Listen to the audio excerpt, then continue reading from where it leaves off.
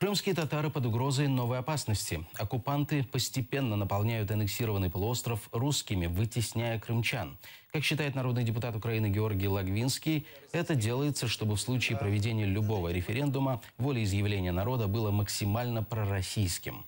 Постепенная замена местного населения Крымского полуострова приезжими – это нарушение оккупантом Женевской конвенции.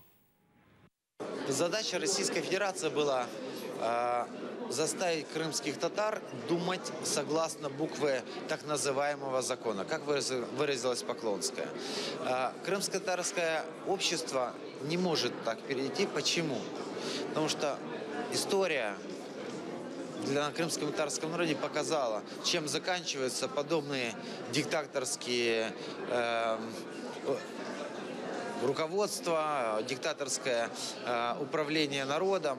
1989 год, когда первые крымские татары начали возвращаться на полуостров, он не так давно был. То есть в жизни каждого есть трагедия, которая связана с ее семьей, когда люди были уничтожены, убиты путем депортации.